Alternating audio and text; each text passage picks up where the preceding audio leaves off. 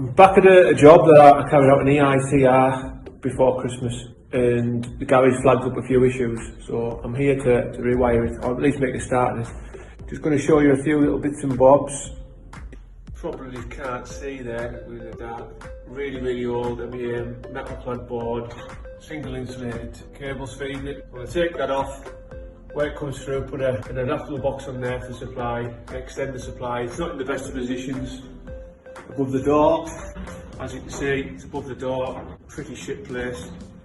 I'm going to extend the supply cable, take that off, extend the supply cable and put it into a bit of an accessible place. It's been wired by a typical DIY, cables slung, just non-supported flexes all over. There's an outside light, which is fed via that, which is fine, obviously going on the plug, but it's just pretty garbage really. A couple of sockets, 40 socket down there, old fluoro, will get changed. An LED button. He's also picked up off that fluoro and he's just put a secondary, just a button lamp holder, just off that fluoro, so just pretty shite. So, before I start to what there's a level on, I always ping some lines down just to get my roots through. 20mm holes in those Bosch, I think they're called a fast blue bit, clasp bits, really good, go through nice and quick until you get a nail. I'll get cracking. I'm sure the vast majority of you don't need to see this, but I'm going to show you how I go through the joists. So like I said earlier, put the layers level down so you've got a nice straight line, few holes, so they're not pissed and you can pull your cables through better. What I always do, obviously you can't see both sides, have a quick feel, see if there's any cables, pipes and nails.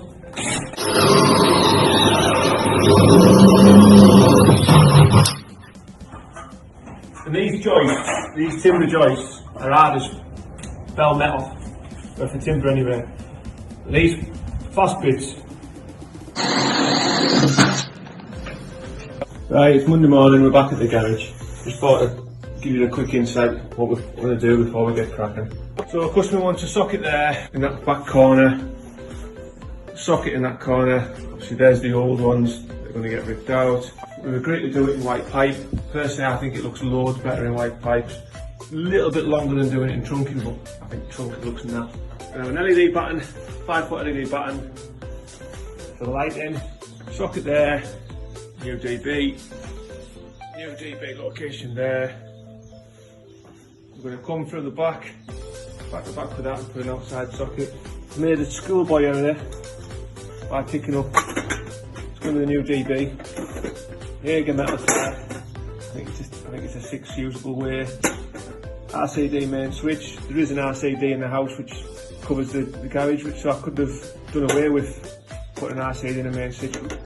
I do believe in it for what it's worth, just an additional protection, because in case just the RCD back in the house might become faulty, at least you've got a secondary RCD to protect all the outgoing devices for the garage. What I've done, I bought the ones with a square knockout.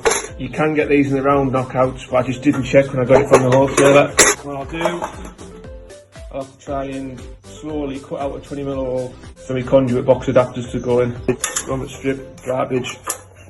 So that's the plan. Nice easy job for Monday to ease me into the week.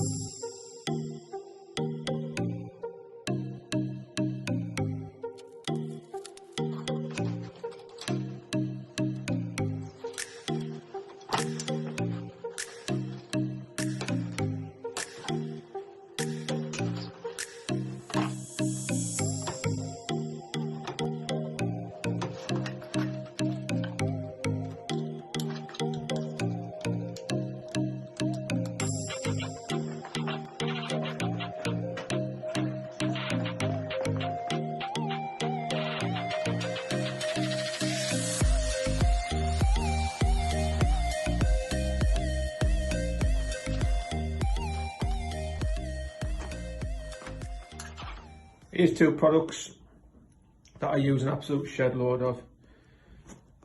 Outside floodlights. Since LEDs come prevalent in the early days, I've I've been sold all sorts from wholesalers and just had numerous fails, faults, returns. These, yeah, I've had a couple of dodgy ones, but overall, I find Ansel to be absolutely superb. This is a 20 watt, complete with built-in PIR. Another one I use a lot of, Whisker. These are the little Diddy 108 with the little rubber knockouts.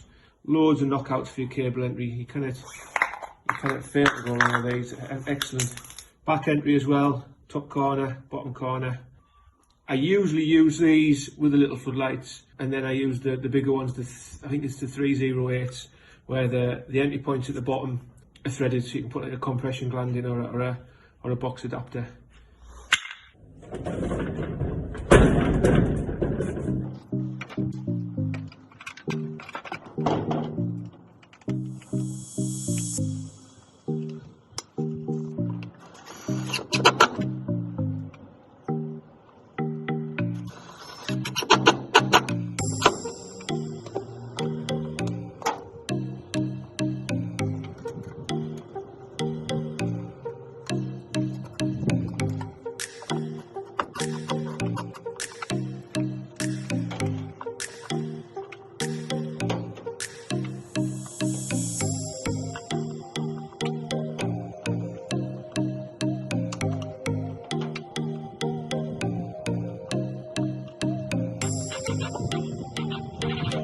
Pretty much done now. Just before I energise the board. There's the board done. I usually use Hagel all the time. I think they're absolutely spot on.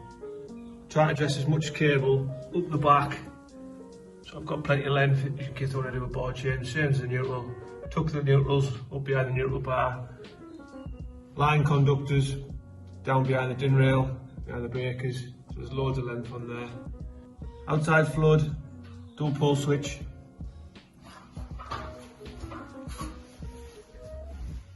So socket below the board, and I've drilled through for an outside socket.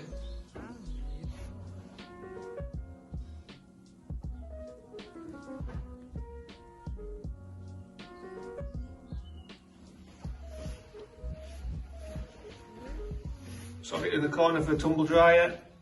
I've got to come back and she's going to want a 100mm hole core out over there, but I haven't got the core on the van, so I'll come back at the end of the week sort that out. So I'll be coring all through there for that. Another double socket there. Just a box standard switch. Does that LED button.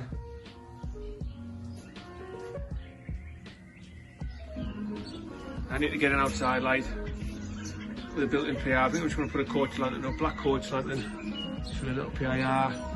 And there's the outside socket. Come from the back of the one in the garage. Again, another brand that I use all the time. I think these are, you can't get any better than these outside stuff. Click Aqua it is. IP66 double socket, really smart. I'll go and energise the board. Show you the button on. All bright. So that's just from a single, 5-foot single.